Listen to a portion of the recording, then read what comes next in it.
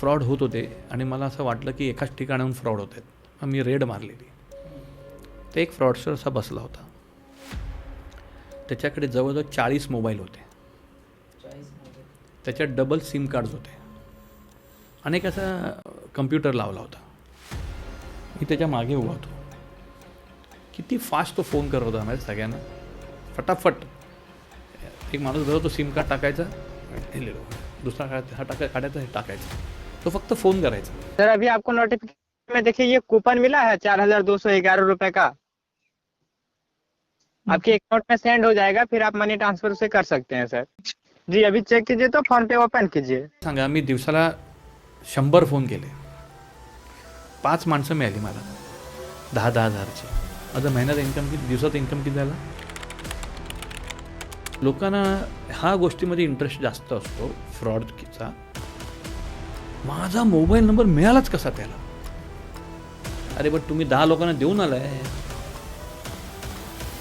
किंवा तुम्ही तुमच्या ह्याच्यावर हात ठेवून सांगा आम्ही कोणालाच मोबाईल नंबर नाही दिला आहे. मेल्स पण मेल बघा, ते पण बघणार नाही. तो ना तुझ्या मुलीचा फोटो बिटो आला चांगला तर वा छान आहे ते बघू शकता, पण तुम्ही हे नाही वाचलं. ते फार महत्त्वाचं. मी बघितलं रात्री 2-2, 3-3 वाजेपर्यंत ऑनलाईन असतात लोक व्हॉट्सअपवर. OTP should not be shared. OTP कोणच सांगू शकत नाही मला द्या म्हणून.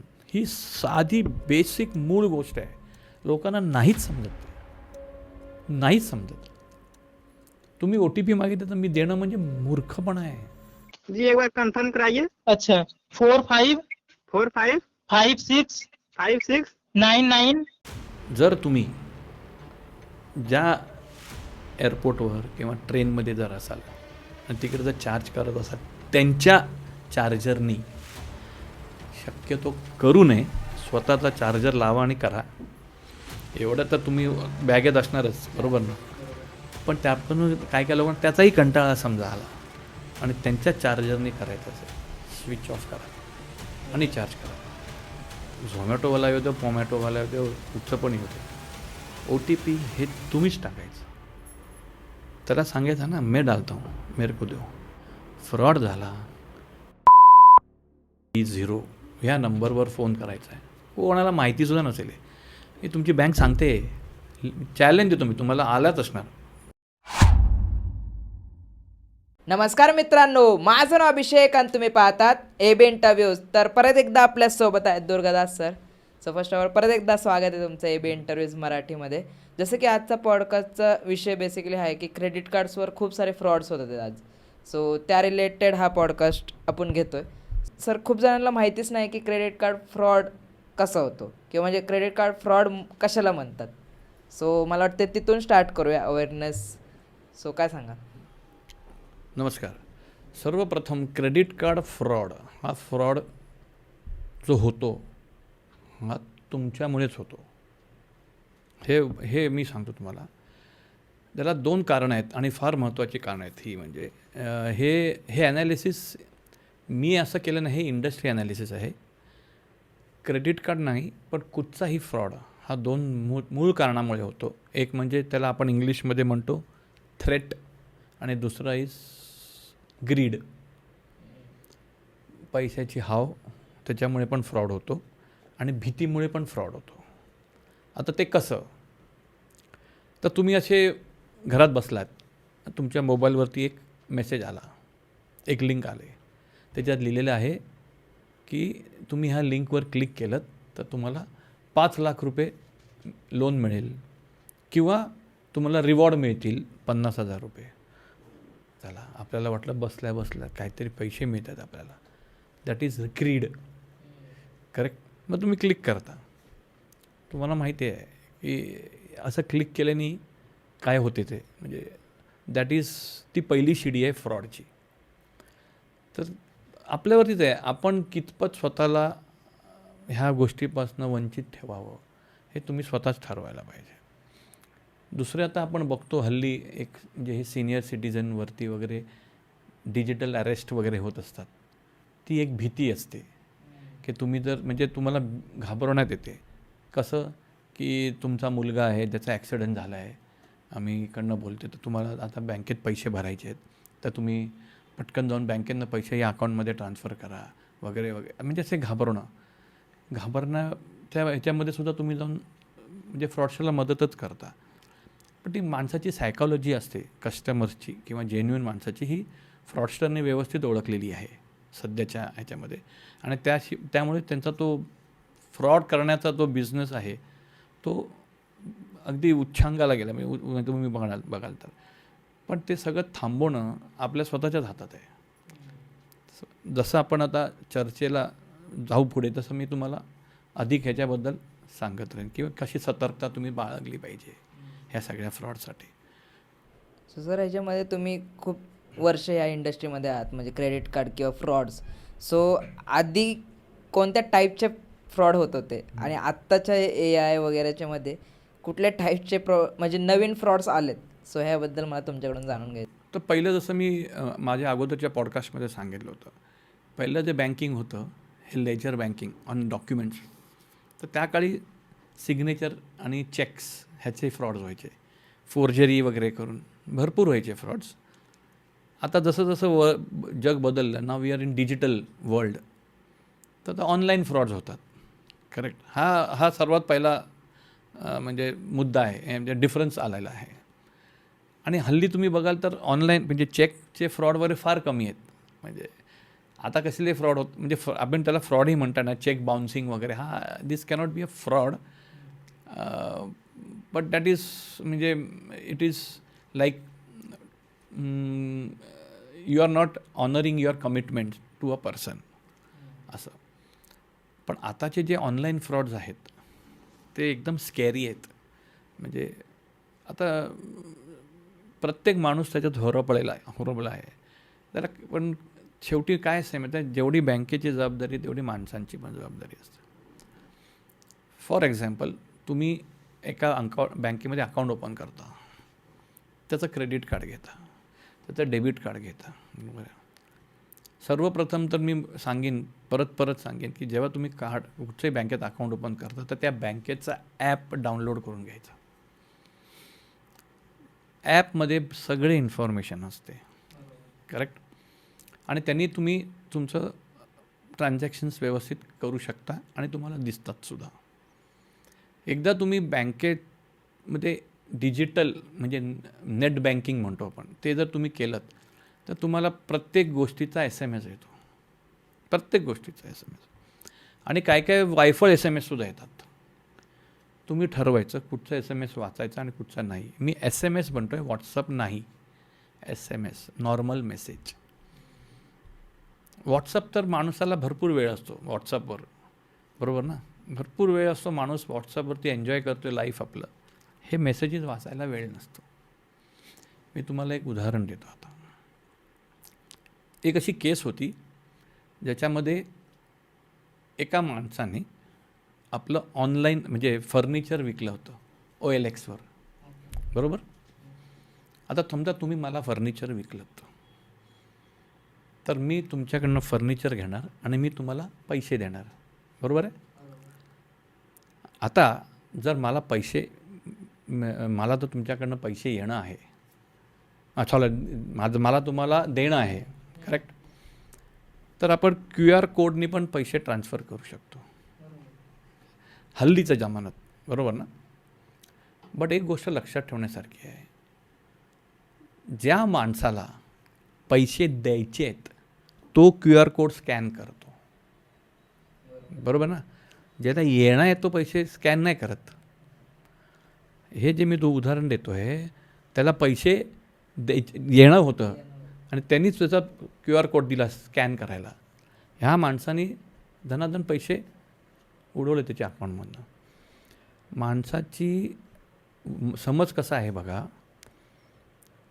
ह्या माणसाला 92,000 रुपये देणं आहे, फर्निचर विकल्याचे 92,000 रुपये देणं आहे. ह्यांनी त्या माणसाचे 92,000 तर उचललेच, मला देणं असून मी त्याचे पैसे उचलले. त्या माणसाला वाटलं अरे बापाला माझ्या अकाउंटमधनं पैसे गेले 92,000. आणि ह्या बँकेचा नियम असा आहे की मिनिमम बॅलन्स 50,000 ठेवलं पाहिजे. म्हणून त्याने दुसऱ्या बँकेतनं परत 50,000 रुपये टाकले. ह्या माणसाने ते 50,000 पण उचलले. त्याला परत वाटतं अरे परत गेले, परत त्यांनी 50,000. हे it's not a joke, it's a fact of life. 1,92,000 गेले. आता तुम्ही मला सांगा, तुमच्याकडे नेट बँकिंग असो किंवा तुम्ही चेकनी केलं, मेसेज हा तुम्हाला येतो तुमच्या अकाउंटला डेबिट झालं, ह्याला पण आला असणार. वेळ नाही बघायला आम्हाला, कारण मी व्हॉट्सअपमध्ये बिझी होतो. आता मला सांगा, ह्याच्यात चूक बँकेची आहे का माणसाची आहे? म्हणून जेव्हा तुम्ही मला प्रश्न विचारला, म्हणजे प्रकार फ्रॉडचे भरपूर आहेत. म्हणजे जेवढा तुम्ही स्कोप द्याल तेवढे प्रकार आहेत. सो तेच मला त्याच्यावरच यायचं होतं ॲक्च्युली, की किती टाईप्सचे फ्रॉड्स होतात आहे आजकाल. क्रेडिट कार्ड्स, जर आपण स्पेसिफिक क्रेडिट कार्डबद्दल बोललो तर किती टाईप्सचे वेगवेगळे फ्रॉड्स आपल्याला बघायला मिळतात. काय डिटेल्समध्ये सांगाल? काही म्हणजे मी सांगतो तुम्हाला, परत जेव्हा मी फ्रॉड म्हणेन ना, तेव्हा मी फक्त स्वतःला क्रेडिट कार्ड पुरती सीमित नाही ठेवणार. कारण डिजिटल फ्रॉड हा सगळीकडे होऊ शकतो.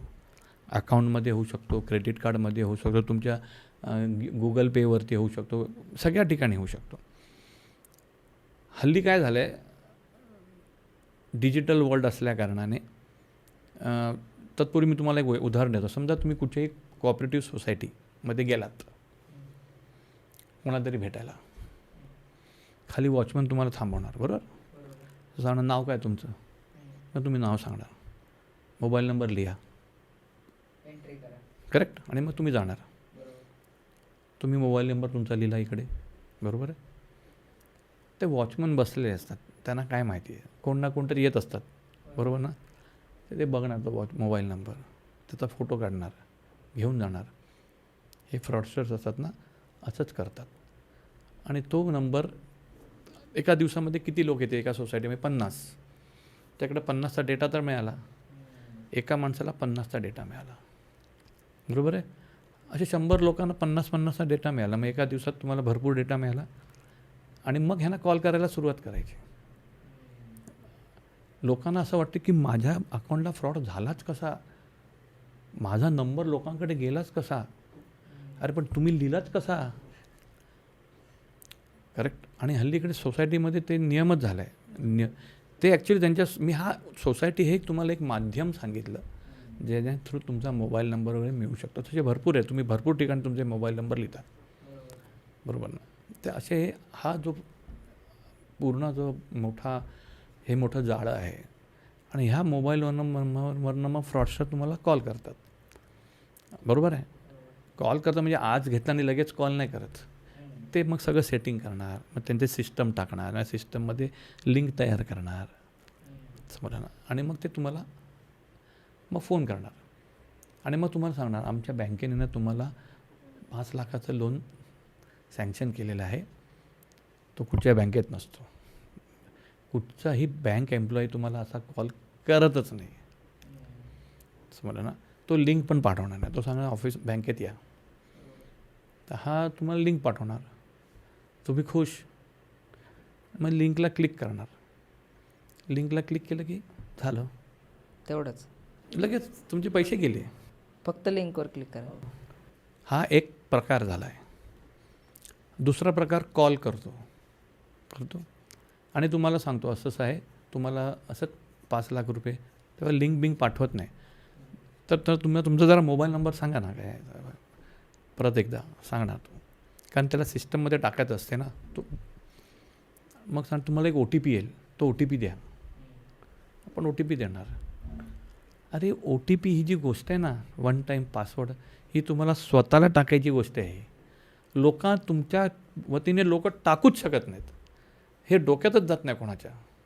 आज बँकांचे अवेअरनेस जे मेसेजेस तुम्ही वाचत असाल तर लिहिलेलं आहे, OTP should not be shared. OTP कोणच सांगू शकत नाही मला द्या म्हणून.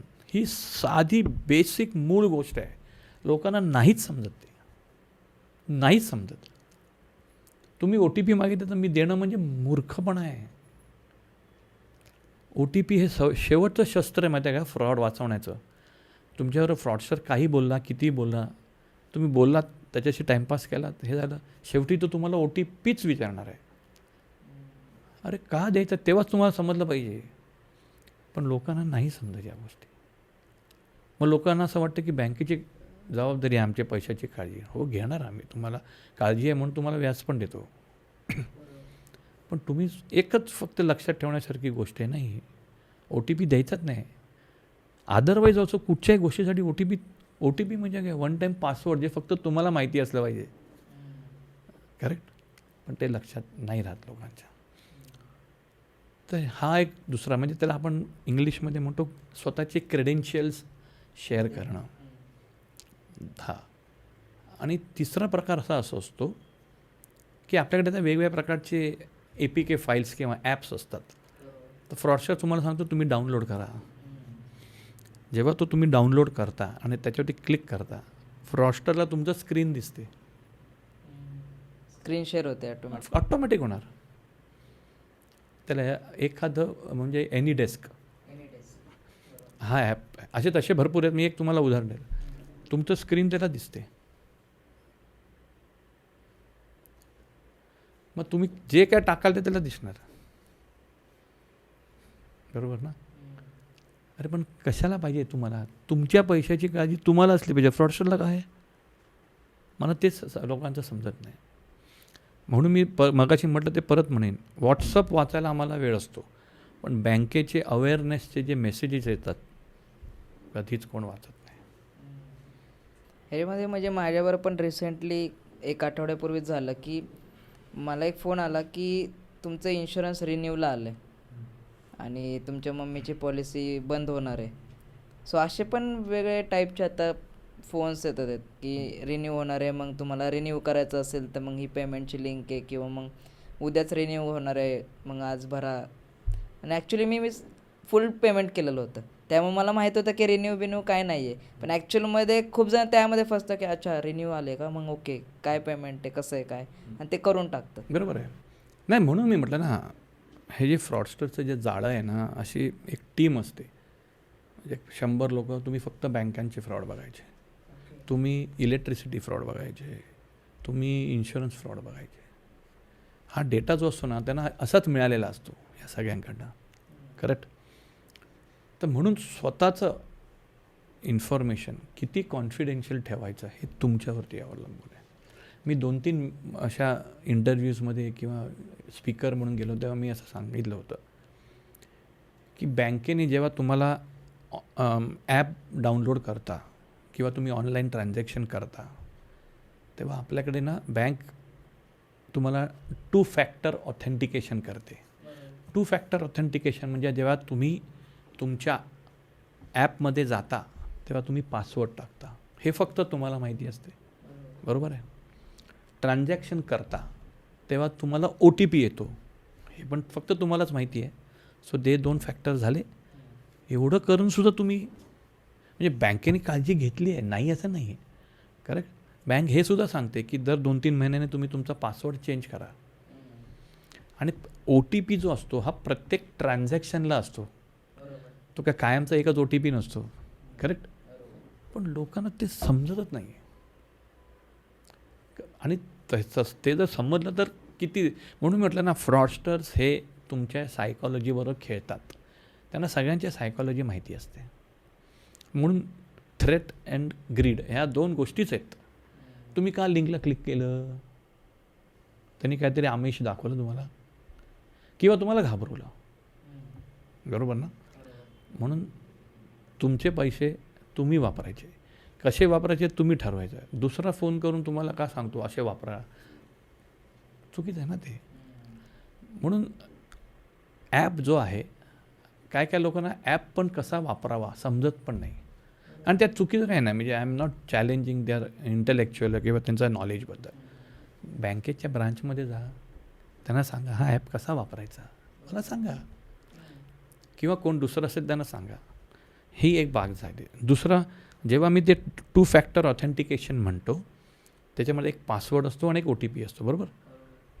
तुमच्या नवऱ्याबरोबर पण नाही शेअर करायचा, तुमच्या भावाबरोबर पण शेअर करायचा नाही. मी तुम्हाला सांगतो, बायकोबरोबर शेअर करायचं नाही. हे तुमचं स्वतःचं आहे.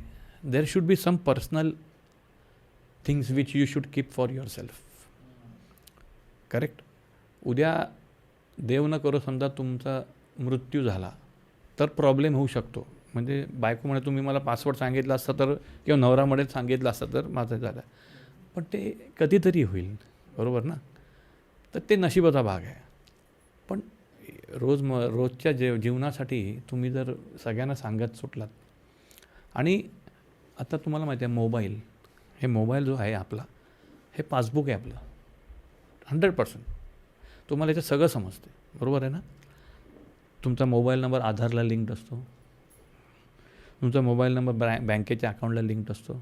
झालं ना, सगळं झालं. मग हा मोबाईलसुद्धा कोणाच्या हातात द्यायचा कशाला. आपण कधी लहान मुलांच्या हातात देतो खेळायला, बरोबर आहे. तो खेळतो, तुम्ही तुमची कामं करता, कोणतरी येईन तो मोबाईल घेणार, बघितलं आहे ना. त्याच्यात काय ट्रान्झॅक्शन केलं तर काय करणार तुम्ही. अशा पण केस आलेले आहेत. म्हणजे सांगताना हेच सांगतात की अरे हमने हे ट्रान्झॅक्शन किया ही नाही. आणि मग नंतर खोदून विचारल्यानंतर पोलिसांनी अच्छा उस वक्त ना मैंने मोबाईल इसको दिया था मेरे भतीजे को. असं आहे. मग ते फाटे फुटतात. त्यापैकी स्वतःपासूनच आता स्वतःच तुम्ही काळजी घेऊ शकता ना या सगळ्या गोष्टींची. म्हणून अवेअरनेसचे मेल वाचायचे.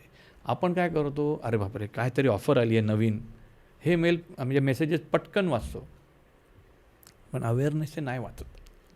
आणि ॲक्च्युली मी तर सांगू, म्हणजे माझं स्वतःचं मत आहे, you may challenge it also or anybody for that matter who is seeing this podcast.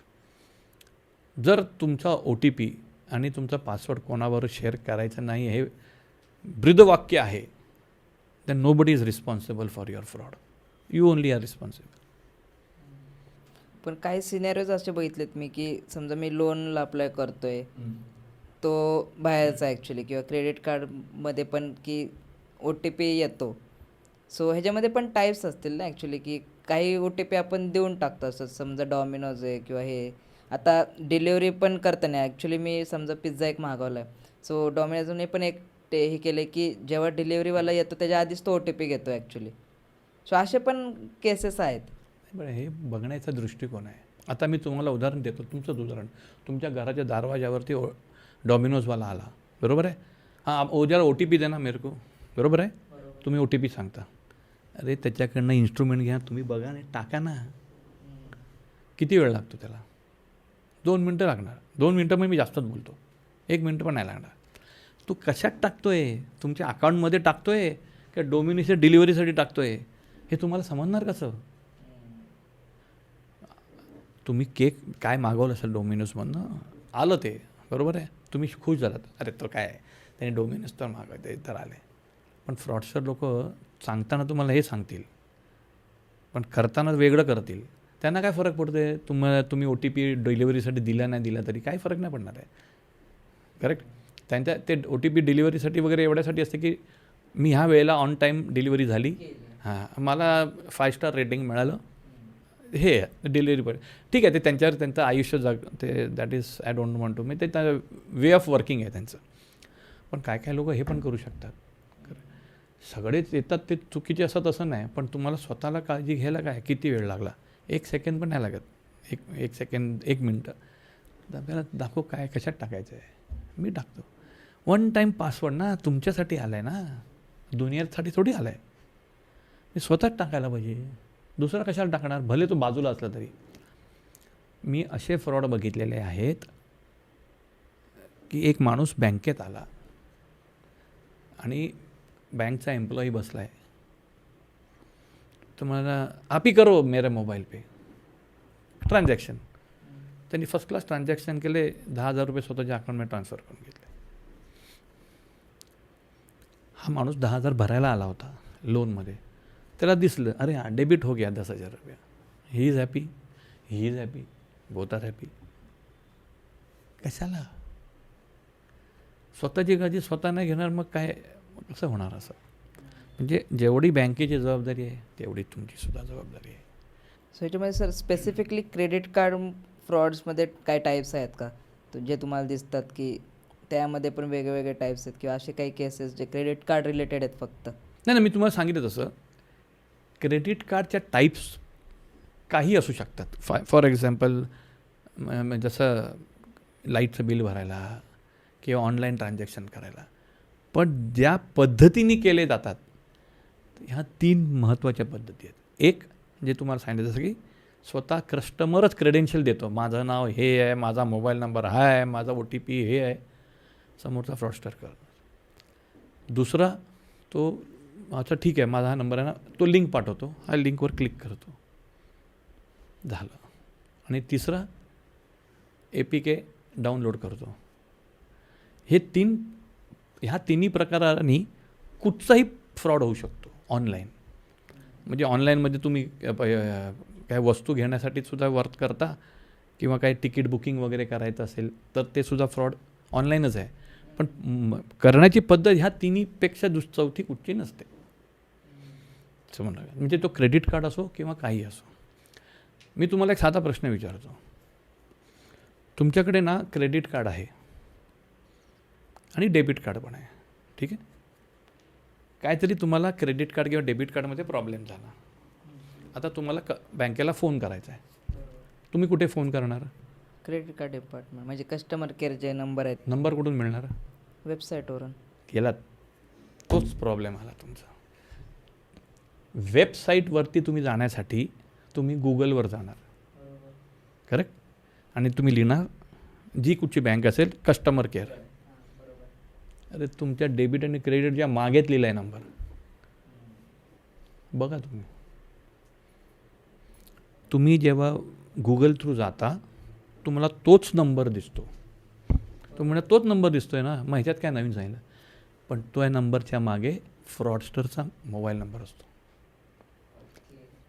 तर जेव्हा तुम्ही आणि दुसरी महत्त्वाची गोष्ट, हे सगळं तुम्ही तुमच्या मोबाईलवरनं करता, करेक्ट.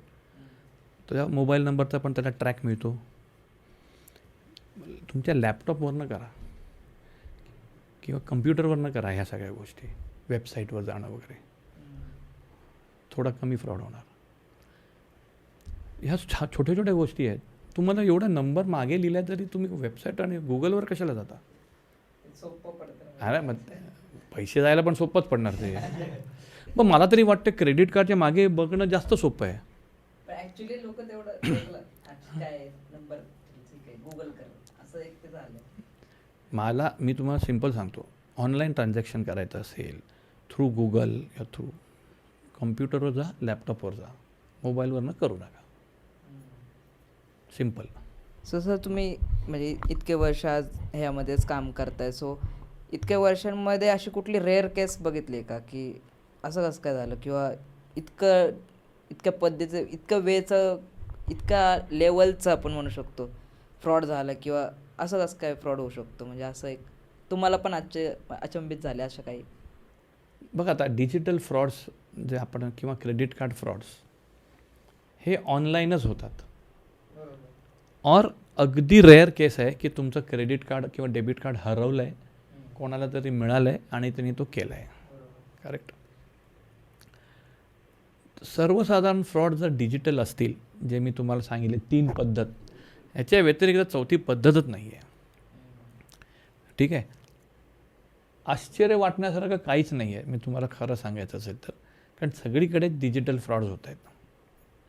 फक्त एवढं आहे की मे बी 2 वर्षापूर्वी 100 फ्रॉड व्हायचे, ते आता 1000 झालेत. पण लोकांनी हे पण बघितलं पाहिजे, 100चे 1000 जेव्हा झाले तेवढा धंदा पण वाढला आहे. म्हणजे 100 जेव्हा फ्रॉड झाले तेव्हा आम्ही 10,000 कार्ड दिली होती समजा, पूर्ण बँकांची. म्हणून मी उदाहरण घेतो आहे. आज 1000 झाले तेव्हा आम्ही 1,00,000 कार्ड दिली आहेत. तर जसं जसं वाढणार तसं तसं म्हणजे फ्रॉड वाढत जाणार. हां, त्याला काय पर्याय नाही. आणि बँकासुद्धा ह्याच्यासाठी व्यवस्थित निर्बंध टाकतात, पण ते आपण समजूनच घेत नाही. त्याला मी कोण काय करणार, बरोबर आहे. पण असे मी रेअरली बघितले की काही मोठा फ्रॉड झाला आहे वगैरे from credit card and digital fraud perspective. कारण हे सगळे नंबर भयंकर वाढलेत, ते मी ॲक्सेप्ट करतो, आहेत वाढलेत. पण तुम्हाला माहिती आहे का, गव्हर्नमेंट म्हणा किंवा बँकांनी भरपूर पावलं उचलली आहेत ह्या संदर्भात. तर हे 100चे 1000 जे झालेत ना, हे 100चे डायरेक्ट 1,00,000 पण झाले असते फ्रॉड्स, समजलं का. पण तसं नाही झालं आहे. असं मी सांगतो. सो बँकांनी आणि गव्हर्नमेंटनी व्यवस्थित पावलं उचलली त्याच्यावरती. पण माझं एकच वाक्य सगळ्यांसाठी राहील, स्वतःचे डिटेल्स कोणाशी शेअर करू नका. स्वतःच्या बायकोबरोबर नका, बापाबरोबर नको, आईवर नको, भावाबरोबर नको, कोणाबरोबर नको, मुलाबरोबर कोणाबरोबर नको. हां, अंटिल अनलेस तुम्हाला असं वाटतं की नाही नाही ठीक आहे त्याला करू दे, माझा पूर्ण विश्वास आहे, than it's a different story असं मला वाटतं. त्याच्यामध्ये जसं की तुम्ही सांगता की अवेअरनेसवाला जो पार्ट आहे तो खरंच खूप कमी लोक रीड करतात किंवा सो काय सांगाल म्हणजे हा पॉडकास्ट जे पण लोक बघतात आहेत ॲक्च्युली त्यांना पण समजा टाईम नाही आहे. सो अशा कुठल्या 5 गोष्टी आहेत ज्या अवेअरनेस जे आपले सेशन्स किंवा ईमेल्स येतात त्यामधले कुठल्या 5 गोष्टी आहेत ज्या तुम्ही सांगाल जे पाळल्या पाहिजे लोकांनी?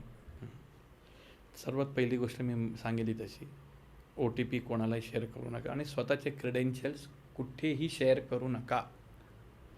दुसरं, कुठच्याही लिंकवर क्लिक करू नका. ते तुमचा इंटरनल ऑफिसचा वगैरे लिंक असेल, एम्प्लॉई वगैरे, that is okay, but external कुठच्याही लिंकवर क्लिक करू नका. तिसरं, कुठचाही ॲप डाउनलोड करू नका. ॲप डाउनलोड करू नका. ह्या सगळ्यासाठी सुद्धा कंट्रोल टाकले आहेत, मी नाही असं म्हणत नाही आहे.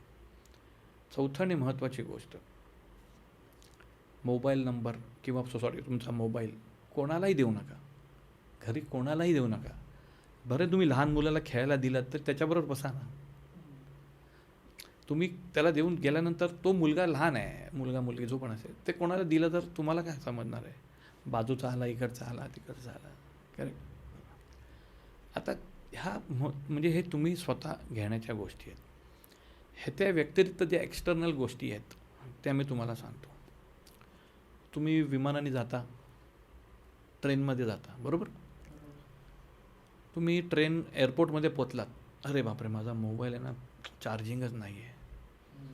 तुम्ही काय करणार मला सांगा? जे पण जवळचं चार्जिंग स्टेशन म्हणजे जिथं बोर्ड दिसेल तिथं जाऊन लावणार. बरोबर. कधी करायचं नाही. एक म्हण आहे, ज्यूस जॅकिंग म्हणतात. जर तुम्ही ज्या एअरपोर्टवर किंवा ट्रेनमध्ये जर असाल आणि तिकडे जर चार्ज करत असाल त्यांच्या चार्जरनी, शक्यतो करू नये. स्वतःचा चार्जर लावा आणि करा. एवढं तर तुम्ही बॅगेत असणारच, बरोबर ना?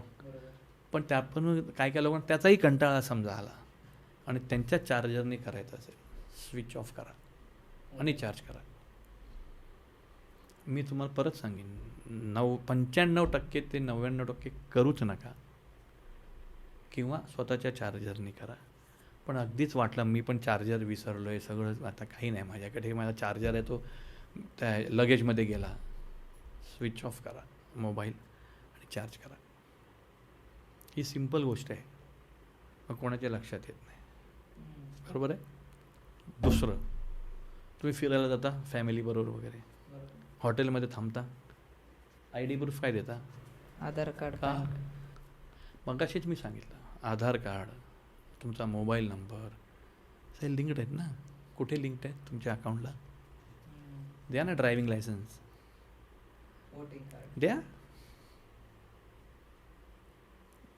लोकांना ते आधार कार्ड तो मागतो, आधार कार्ड मी तर सांगतो माझ्याकडे आधार कार्डच नाही, म्हणजे घरी ठेवलं आहे. तुम्हाला कोण हॉटेलमध्ये हाकलवणार नाही, तुम्ही पण कस्टमर आहात, बरोबर ना? आणि driving licence is a valid ID proof. द्या ना ते. ह्या सिंपल गोष्टी आहेत, ह्या तुमच्या लक्षात राहिल्या पाहिजे लोकांना, पण ते नाही लक्षात राहत. तिसरी गोष्ट मी तुम्हाला मगाशी पण सांगितली, ती परत सांगेन. झोमॅटोवाला येऊ दे, पोमॅटोवाला येऊ दे, कुठचं पण येऊ दे, OTP हे तुम्हीच टाकायचं. त्याला सांगायचं ना, मैं डालता हूँ, मेरे को दो. का त्याने टाकावं? स्वतः टाकलं पाहिजे ह्या गोष्टी. अजून एक गोष्ट, बँकेचे मेसेजेस वाचा. तुम्ही म्हणा, अरे रोज तर अवेअरनेस तेच पाठवतो, पण तुम्ही रोज विसरता. पण तुम्ही विसरता म्हणून फ्रॉड होतो. मग बँकेला असं वाटतं की आपण त्यांना सांगत राहावं, की एज्युकेट करावं, अवेअरनेस करावं. मेल बघा, ते पण बघणार नाही कोण, बरोबर ना? कुठे मुलीचा फोटो बिटो आला चांगला तर रे वा छान आहे ते बघू शकतात, पण तुम्ही हे नाही वाचणार. हे फार महत्त्वाचं आहे. मी बघितलं रात्री 2-2, 3-3 वाजेपर्यंत ऑनलाईन असतात लोक व्हॉट्सअपवर, पण कोणी मेसेज वाचायला जात नाही. आणि मुळात मी तुम्हाला सांगू का, तुमच्या बँकेच्या व्यतिरिक्त बाकी कुठचेही मेसेजेस तुम्हाला पाहिजे कशाला हे मला तुम्ही प्रूव्ह करून दाखवा. नाही मला एक उदाहरण द्या की नाही हे मला जरुरीचं आहे. एस एम एस गरजेचाच नसतो. आत्ता मी माझ्या मोबाईलमध्ये तुम्हाला सांगू शकतो माझ्याकडे 100 SMS आहेत. V61112 म्हणजे L काय ते कशासाठी पाहिजे ते. लोकांना ह्या गोष्टीमध्ये इंटरेस्ट जास्त असतो फ्रॉडचा. माझा मोबाईल नंबर मिळालाच कसा त्याला. अरे बट तुम्ही 10 लोकांना देऊन आला आहेत, किंवा तुम्ही तुमच्या ह्याच्या हात ठेवून सांगा आम्ही कोणालाच मोबाईल नंबर नाही दिला आहे. करेक्ट, देऊन आला आहेत 10 लोकांना मोबाईल नंबर. मुद्दामून नाही, काही कारण असतं. आणि फ्रॉडस्टरना मी बघितले. मी तुम्हाला सांगतो, मी एका पोलीस टीमबरोबर हां त्यांच्यावर एका ठिकाणी रेड मारायला गेलो होतो. कारण फ्रॉड होत होते आणि मला असं वाटलं की एकाच ठिकाणाहून फ्रॉड होत आहेत. मग मी रेड मारलेली. ते एक फ्रॉडस्टर असा बसला होता, त्याच्याकडे जवळजवळ 40 मोबाईल होते. त्याच्यात डबल सिम कार्ड्स होते आणि एक असा कम्प्युटर लावला होता. मी त्याच्या मागे उभा होतो. किती फास्ट तो फोन करत होता माझ्या सगळ्यांना, फटाफट. एक माणूस बघा, तो सिम कार्ड टाकायचा, दुसरा काढायचा, हे टाकायचा. तो फक्त फोन करायचा. तुम्ही मला सांगा, मी दिवसाला 100 फोन केले, 5 माणसं मिळाली मला 10-10 हजारचे. माझा महिन्याचा इन्कम किती, दिवसाचा इन्कम किती झाला? बस झाले ना. महिन्याचा किती झाला? 15 लाख. तुम्हाला मला पण नाही. तर ही सायकॉलॉजी आहे. म्हणजे मी बघितलं आहे. नंतर त्याला पकडलं वगैरे तो भाग आहे, दॅट इज अ डिफरंट स्टोरीमध्ये असं. आता ह्याच अनुषंगाने दुसरा प्रश्न मी विचारतो. समजा तुम्हाला फ्रॉड झाला तुमचा फ्रॉड, तुम्ही काय करणार? जनरली असं होतं की पहिली गोष्ट तर बँकमध्ये जातात. पहिली गोष्ट तर म्हणजे बँकला जबाबदार, म्हणजे हे कसं काय झालं, हे झालं. तेच मोठा प्रॉब्लेम आहे लोकांचा. मी पॉडकास्टमध्ये सांगून थकलो. फ्रॉड झाला, 1930 ह्या नंबरवर फोन करायचा आहे. कोणाला माहितीसुद्धा नसेल. हे तुमची बँक सांगते. चॅलेंज देतो मी तुम्हाला, आलाच असणार व्हॉट्सअपवर मेसेज आणि रोज येणार. नाही बघितला मी, वेळ कुठे मला. बँकेत जाऊन पोलीसकडे जाऊन काय होणार आहे, तो नंतरचा भाग आहे.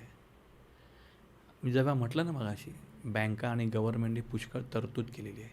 1930 इज अ नंबर. हे initiative ministry of home affairs MHA नी केलं होतं. MHAमध्ये एक डिपार्टमेंट आहे I4Cs. त्या डिपार्टमेंट हे मॉनिटर करते. प्रत्येक बँकांचे स्टाफ त्या डिपार्टमेंटमध्ये बसतात. दिल्लीला प्रत्येक बँकेचा स्टाफ 2-2 आणि त्याच्या व्यतिरिक्त एक टीम मागे बसते, बँकेत बसते. एव्हरी ट्रान्झॅक्शन फ्रॉड झाला की तिथे रिपोर्ट होतो. 1930 हे सर्वात सोपा मार्ग आहे. का मी सांगतो, जेव्हा तुम्ही 1930वर रिपोर्ट करता तेव्हा ती ह्या लाईनवरनं एक नंबर, एक इन्फॉर्मेशन तुमच्या बँकेला जाणार, दुसरं इन्फॉर्मेशन तुमच्या जवळच्या पोलीस स्टेशनला जाणार. तुम्ही जाऊन काय करत आहे तिकडे? मग तुम्ही जाणार पोलीस स्टेशन, तर म्हणा जरा बसा बाहेर, बरोबर. किती आहे? 10,000. अरे काय 10,000साठी कुठे आलं आहे? त्यालासुद्धा 1000 इकडनंच 1000 कॉल गेलेले असणार. ह्या गोष्टी तुम्हाला माहिती असल्या पाहिजे. त्या सगळं बँक सांगते. पण आम्हाला साहेब वेबसाईटवरती प्रत्येक बाहेरसुद्धा तुम्ही बॅनर्स दिसतील तुम्हाला 1930. तुम्ही वाचले पण असतील, पण काय 1930 हे आपलं दुर्दैव आहे. मी सगळी जबाबदारी टाकत नाही आहे कस्टमरवर, पण पण मी तुम्हाला सांगतो, तुम्ही स्वतःच जर सतर्क राहिलात, कशाला फ्रॉड होणार आहेत. हा एक म्हणजे विचार करण्यासारखा मुद्दा आहे तुम्हाला. तुमचं इलेक्ट्रिसिटी बिल बरोबर आहे, ड्यू आहे, ते पैसे भरायचे. बाहेरच्या माणसाला काळजी आहे, तुम्हाला नाही आहे. तुम्हाला काळजी असलेली आहे, बरोबर ना. तो सांगतो तुमचं लाईट कापला जाईल. अरे हो बाबा बाबा, काय करू मी लिंक पाठवल्या, तुम्ही क्लिक करा.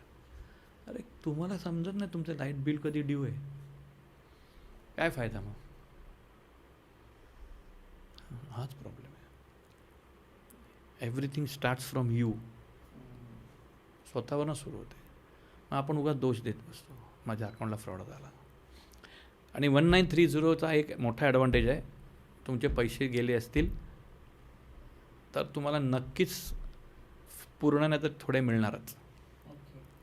कारण ती जी सिस्टम अशी आहे ना की तुमच्या अकाउंटमध्ये फ्रॉड झाला, अकाउंटमध्ये मी सांगतो आहे, पैसे गेले, ज्या बँकेत गेला असेल तिकडेसुद्धा लगेच समजते. मग ते ब्लॉक करायला लावतात आणि मग तिकडनं मग तुम्हाला पैसे मिळू शकतात. अर्थात त्याला प्रोसेस आहे, मग तुम्हाला कोर्टात जाऊन कोर्ट ऑर्डर आणावी लागते, पण दॅट इज ओके तुम्हाला जर पैसे मिळत असतील तर.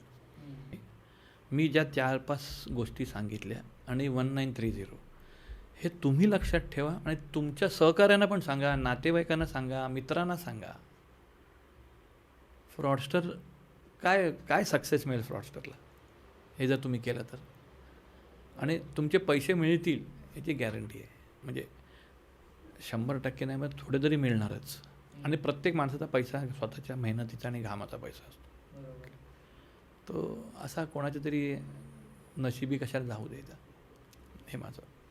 चलो थँक्यू सो मच सर परत एकदा. धन्यवाद.